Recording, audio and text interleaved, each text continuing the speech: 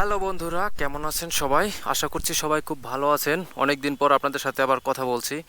হয়তোবা অনেকে আমাকে ভুলেই গেছেন। এই শোভন বাইকার নামে কেউ একজন ছিল। তো আশা করছি আপনারা সবাই ভালোই আছেন।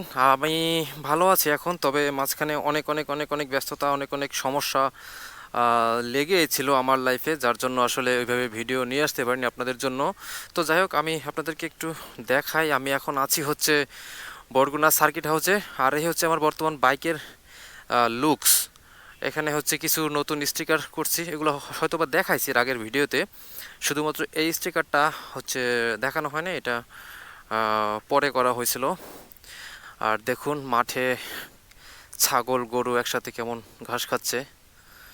আবার কোনো কোনো সময় এই মাঠে হচ্ছে ক্রিকেট খেলা হয়, ফুটবল খেলা হয়।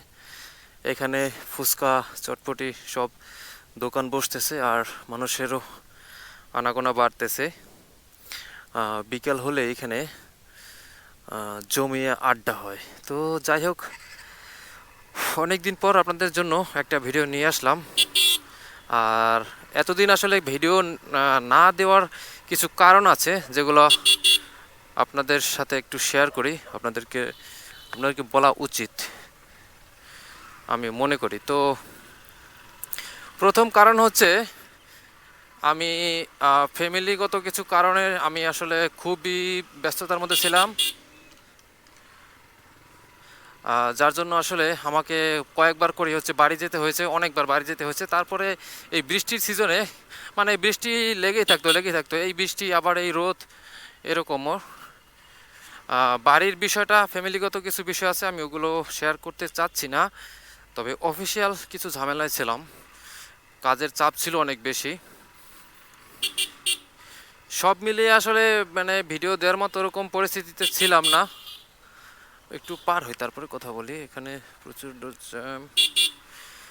তো আসলে আমি এখনও ওইভাবে জ্যামের মধ্যে রাইড করতে করতে কথা বলতে অভ্যস্ত হতে পারিনি এখনও। হয়ে যাবে আস্তে আস্তে। তো বন্ধুরা, আমি আবারও ক্ষমা চেয়ে নিচ্ছি আপনাদের কাছে যে আমি লং টাইম আপনাদের জন্য কোনো ভিডিও নিয়ে আসতে পারিনি। তারপরেও আপনাদের কিছু কিছু মানুষের ভালোবাসায়, কিছু কিছু মানুষের আসলে আচরণে আমি আসলে উৎসাহিত হই, যার জন্য আবার আপনাদের মাঝে ভিডিও নিয়ে আসা। তো ওইসব মানুষের প্রতি আমার মনের অন্তরস্থল থেকে রইল অনেক অনেক ভালোবাসা। আসলে আমি অফিসিয়াল কিছু ঝামেলার জন্য আসলে বেশি ব্যস্ততার মধ্যে ছিলাম, তার উপরে ফ্যামিলিগত সমস্যা তো ছিলই। তো অফিসের ঝামেলা ছিল, মূলত অফিসে কাজের চাপটা অনেক বেশি ছিল, প্রচুর পরিমাণে বেশি ছিল, যেটা আসলে বোঝাতে পারবো না। তো এখানে বরগুনায়, যে আপনারা অনেকে হয়তো শুনেছেন যে বরগুনা আসলে ডেঙ্গুর একটা প্রভাব ছিল, এবং বরগুনাকে রেড জোন হিসেবে ধরা হয়েছিল। তো এই জন্য রোগীর চাপ অনেক বেশি ছিল। তাই আসলে ও ছুটি ছাটাও ম্যানেজ করা খুব টাফ ছিল। তার মধ্যে দিয়ে আমাকে বাড়িও যেতে হয়েছিল কয়েকবার। সব মিলিয়ে আমি খুবই ব্যস্ততার মধ্যে ছিলাম। তার মধ্যে আবার হচ্ছে আমাদের যে রান্নার খালা আছে, উনি হচ্ছে অসুস্থ ছিল, ওনারও ডেঙ্গু হয়েছিল। তো উনিও বেশ কিছুদিন হচ্ছে রান্না করতে আসতে পারেনি। আর আমাদের আসলে ব্যাচেলার যেহেতু আমি থাকি, তো খাবার দাবারের এটা একটা সমস্যা ছিল যে বেশ কিছুদিন আমাকে রান্না করে বাইরে এখানে সেখানে খাবার খাইতে হয়েছে, যার জন্য আমার আসলে ওরকম কোনো সময় বের করতে পারিনি। তো যাই হোক, এর মধ্যে হচ্ছে আবার একটা ছোট্ট সমস্যা হয়ে যায়। সেটা হচ্ছে যে কিছুদিন আগে আমি বরিশালে ছিলাম। তো বরিশালে যখন ছিলাম তখন হচ্ছে বৃষ্টিতে রাইড করতে হয়েছিল। তো বৃষ্টির মধ্যে রাইড করতে করতে আমার হচ্ছে ফোনটা ভিজে যায়, আমার একেবারেই ভিজে যায়। আমি একটুও খেয়াল করতে পারিনি, যদিও রেনকোট পরা ছিলাম, বাট রেনকোটের সামনের একটা পকেট ছিল, ওই পকেটের মধ্যে রাখা ছিল ফোনটা। কিন্তু ওইখানে আসলে রেইন প্রোটেক্টর ছিল না, মানে ওইখানে অতটা আসলে বৃষ্টির পানি আটকে রাখতে পারতো না। তো লং টাইম রাইড করার কারণে ফোনটা একেবারেই ভিজে যায়, আমি যেটা বুঝতে পারিনি। তারপরে আবার যে ভুলটা করছি, আমি ফোনটা রাইড শেষ করে ফোনটা হাতে নিয়ে আমি যখন দেখলাম যে ফোনটা অন হচ্ছে না, আমি ওই অবস্থায় চার্জে লাগাই দিয়েছিলাম।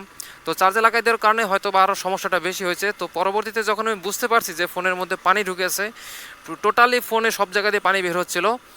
তো এরপরে কিছু করার ছিল না, আমি তারপর যতটা সম্ভব পানি শুকাইয়া চেষ্টা করছি। তো ফোন অন হয়েছিল, বাট হচ্ছে চার্জ নিচ্ছিল না। যাই হোক, তো পরে আমি সার্ভিস সেন্টারে নিয়ে যাওয়ার পরে ওনারা অনেক চেষ্টার পরেও ফোনটা ঠিক করতে পারলো না।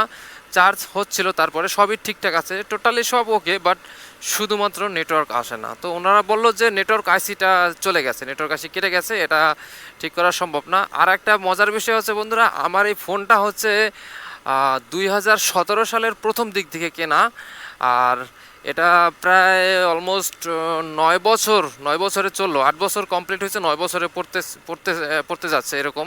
তো অনেক দিন ব্যবহার করছি একটা ফোন, আর এই জন্য ফোনটার প্রতি অনেক মায়াও বেশি। তো অনেক কষ্ট পেয়েছি, আমি অনেক কষ্ট পেয়েছি যে ফোনটা নষ্ট হওয়ার কারণে।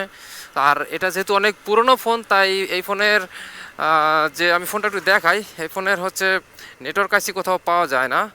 তো এটা আমার একটা গিফটের ফোন, আমার বড় ভাই আমাকে গিফট করছিল, আমি একটু আপনাদেরকে দেখাই। তো আসলে ফোনটার জন্য আমার সত্যি অনেক খারাপ লাগে, কিছু করার নেই। এই হচ্ছে আমার ফোন, যেটা আসলে এখন তো আসলে খুবই খারাপ লাগে ফোনটা, আমার ফোনটার জন্য। তো পরবর্তীতে আমি একটা ফোন কিনেছি, যদিও এটা চলার জন্য। তো ওরকম ওটা ভালো, তেমন কোনো ভালো ফোন না, আমার কাছে এটি অনেক ভালো ফোন এখন। তো এই হচ্ছে বিষয়। এখন দেখি আরেকটা বিষয় আপনাদেরকে বলি, যে আমি এই ফোনটা ঠিক করাতে চাই। তো যদি কেউ জেনে থাকেন যে এই ফোনটা আসলে আমি কোথা থেকে সার্ভিস করাতে পারি, বা এই ফোনের নেটওয়ার্ক আইসি কোথায় পেতে পারি। ফোনের মডেল হচ্ছে স্যামসাং গ্যালাক্সি A9 প্রো। এটা আসলে বাইরে থেকে আমাকে পাঠিয়েছিল আমার ভাই। তো এই ফোন বাংলাদেশের মধ্যে কোথাও যদি ঠিক করা যায়, যে কোনো প্রান্তে যদি ঠিক করা যায়, আমি সেখানে গিয়ে আমি ফোনটা এখনও ঠিক করাতে চাই। যদি কেউ জেনে থাকেন আমাকে একটু প্লিজ হেল্প করবেন, কমেন্টে আমাকে একটু জানাবেন যে কোথা থেকে আমি সার্ভিস করাতে পারি ফোনটা। তো এই হলো আপডেট বা আমার পরিস্থিতি। যেহেতু অনেক দিন ভিডিও করিনি, তাই আসলে একটু পিছনের কথাগুলো শেয়ার করলাম আপনাদের কাছে। আর এরপর থেকে চেষ্টা করব সবসময় বাইক রিলেটেড ভিডিও নিয়ে আসার, ভালো ভালো হেল্পফুল কিছু ভিডিও নিয়ে আসার চেষ্টা করতেছি, এবং আশা করছি খুব শীঘ্রই পারবো একটা বিষয় নিয়ে। তো এরকম অবশ্য অনেকবার বলেছি আপনাদেরকে, কিন্তু আবার কিছুদিন পর আবার আমার লাইফে কিছু না কিছু সমস্যা চলে আসে, যার কারণে আবার ভিডিও ওইভাবে কন্টিনিউ করা হয় না। তো আসলে আমাদের মতোই মধ্যবিত্ত ফ্যামিলির এরকম, মানে নিম্ন মধ্যবিত্ত ফ্যামিলির আমার মতো মানে লাইফস্টাইল যারা আছে, তো আমার মতো যে এই রকম সমস্যা নিয়ে আসলে কন্টিনিউয়াসলি ভিডিও আপলোড করাটাও মুশকিল। তার মধ্যে দিয়ে আমি আমার অবস্থান থেকে সর্বোচ্চ চেষ্টা করে যাচ্ছি। তো আশা করছি আমাকে একটু সাপোর্ট করবেন। আপনাদের সাপোর্ট পেলে আমি সমস্ত বাধা, সমস্ত সমস্যা সবগুলোকে আমি সাইড করে আমি ভিডিওর দিকে আমি ফোকাস দিতে পারবো। এই দেখুন, এখন আবার হচ্ছে সময় বাজে 5টা, এখন হচ্ছে আমাকে আবার ল্যাবে ঢুকতে হবে ডিউটিতে। 5টা 2 বাজে, কিছু করার নাই, ঢুকতে হবে। তো ঠিক আছে বন্ধুরা, আজকে মূলত আমার যে দেরিতে ভিডিও আপলোড করার কিছু রিজন আপনাদেরকে বললাম, আর আমার কি কি সমস্যা হলো, যে ফোনটা নষ্ট হয়ে গেল, এই আর কি। তো ঠিক আছে, ভালো থাকবেন সবাই, সুস্থ থাকবেন, আমার জন্য দোয়া করবেন। ভিডিওটি এখানে শেষ করে দিচ্ছি। Tata, bye bye.